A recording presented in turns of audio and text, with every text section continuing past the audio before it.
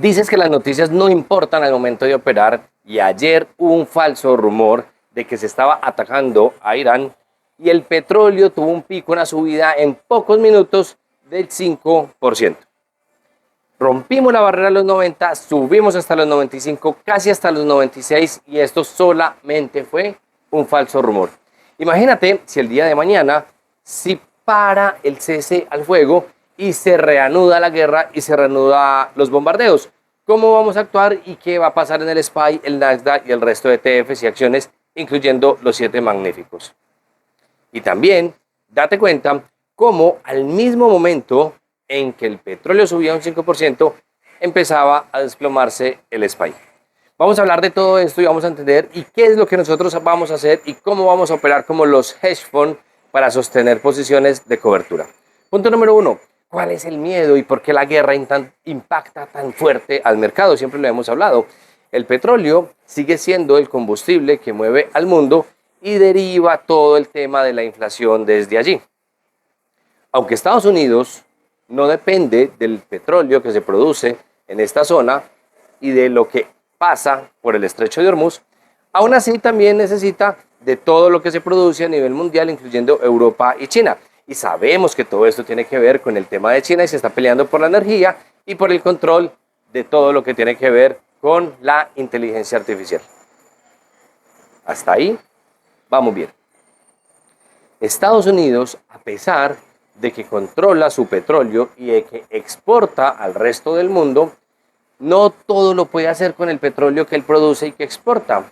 Y tiene que importar alimentos, bienes, entre otras cosas, los servicios o los derivados de los servicios que se producen en otros países y también todo lo que tiene que ver con el tema de fertilizantes para producción de la comida.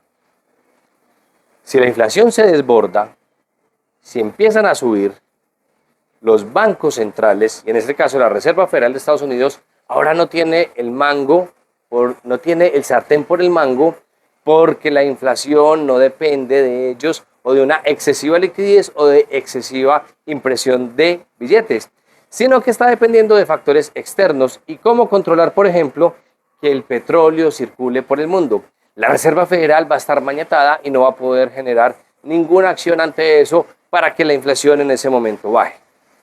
Por otro lado, como lo hablamos en el video del día de ayer, Irán tiene los días contados para llenar sus pozos. Irán tiene los días contados para llenar donde almacena el petróleo. Irán tiene que firmar un acuerdo de paz antes de 2 semanas, porque si no le va a tocar parar la producción de petróleo.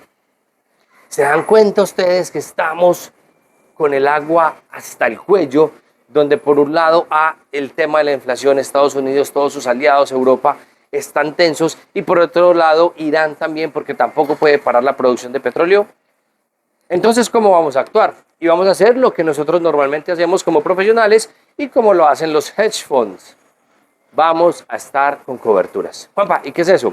Hay muchas formas de hacer coberturas. Una de ellas es estar comprados en el SPY y vendidos en el oro, o viceversa. Comprar oro, vender SPY. Alguno de los dos debe caer. Normalmente estos dos van subiendo, pero cuando hay alguna mala noticia se dispara el oro y cae el SPY. Nosotros lo que hacemos es una cobertura paralela con CFD y es lo que en este momento recomendamos que hagamos, lo que estamos haciendo con todos nuestros alumnos.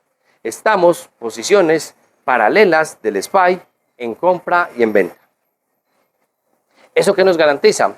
Que si el día de mañana vuelve y empieza la guerra y se dispara la guerra, nuestras posiciones que están cortas van a cubrir nuestra cuenta y de esa forma vamos a ir ganando dinero y se lo vamos a sumar a nuestro capital mientras caemos y pasa todo el miedo, pasa el alboroto, pasa, como decimos acá, el bololoy. Si por el contrario se firma la paz, el mercado continúa subiendo, pues como tenemos también compras en ese momento, las coberturas obviamente tienen que ser dinámicas, pues también vamos a ganar algo más mientras el mercado sube. ¿Cuándo va a pasar toda esta incertidumbre y por fin vamos a tener que operar sin el escudo financiero, sin el escudo matemático? Cuando por fin el estrecho de Hormuz se abra, definitivamente no corramos el riesgo de en cualquier momento se pueda cerrar, ni que se estén atacando los buques que pasan por ahí.